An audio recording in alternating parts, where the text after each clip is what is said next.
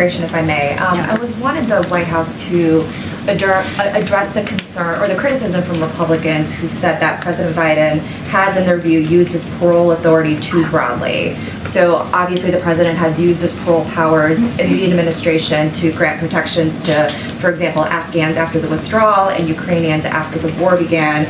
But Republicans are saying that this has to be done on a case-by-case basis. So I wanted to know the White House position on those criticisms from Republicans that he's essentially abused that parole authority. And we disagree, obviously. The president has used those authorities in the way that we think it's appropriate.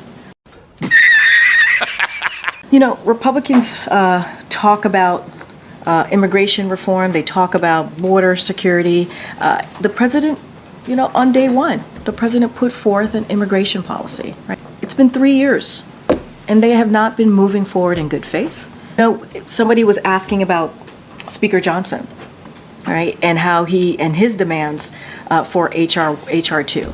And let's not forget, HR2 is what Speaker Johnson and the House Republicans want to move forward with, right? And let's not forget what's in HR2. Would you like to see? Yeah. Right, HR2 forced the deportation of unoccupied children seeking refuge. It mandates detention of all families. That's the extreme. That's what we're seeing from HR2. That's not moving forward in good faith. No. So what would Republicans have to do to show that they are willing to operate in good faith on this subject in order for the White House to engage in negotiations? So look, they should have a conversation with Democrats. Democrats have said that they want to compromise. There have been bipartisan negotiations taking place for weeks in the Senate. Are you saying that that's the proper venue for this discussion, not discussions between Senate Republicans and directly with the White House?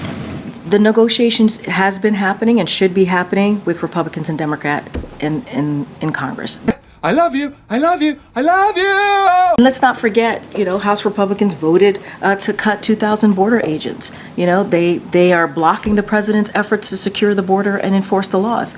Those are the things that they're doing. So where's the good faith?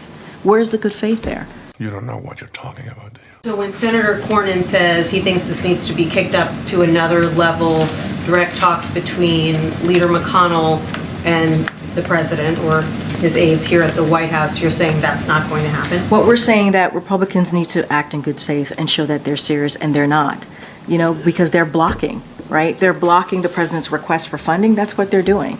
What the hell is wrong with you people? It's been 3 years. What they continue to do is block. What they continue to do is take away law enforcement, right? That they keep voting against trying to make the system better. That's not acting in good faith. Thanks. I want to ask you about Bidenomics. You said it. The president, though, hasn't said the term Bidenomics since November 1st. Is he moving away from that term? I didn't say that. I said that? You said it recently. Oh, you mean I have said that? The word Bidenomics. Okay, gotcha. The word Bidenomics. I hear you. My apologies. The president has not said that word since November 1st in his speech. Is he moving away from that term because it's not moving the poll numbers? Let me just say, last week we learned economic growth was higher than 5%. I know this is something that you cover very closely, and 5% last quarter, higher than any quarter under Trump outside of the pandemic. And inflation fell 3% with prices staying flat in October. So what is important is what the data shows.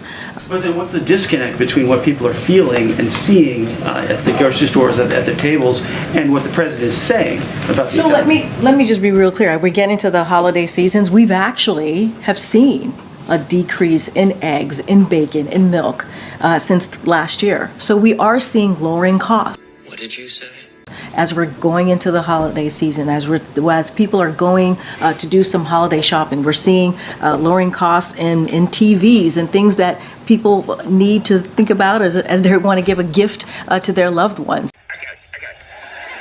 Go. And so we're seeing some costs go down, airline tickets, gas prices. So the work that we have done, the work that this president has done, the investing, whether it's investing in America, whether it's Bidenomics, we're seeing that. We're in a different place today than we were a year ago. And look, to your question about what Americans are feeling, we understand that we're coming out of a pandemic. Oh, you crazy. What Americans had to deal with was a big deal. People lost loved ones. The economy was in a tailspin. Certainly wasn't helped by the last administration. This administration had to actually do the work.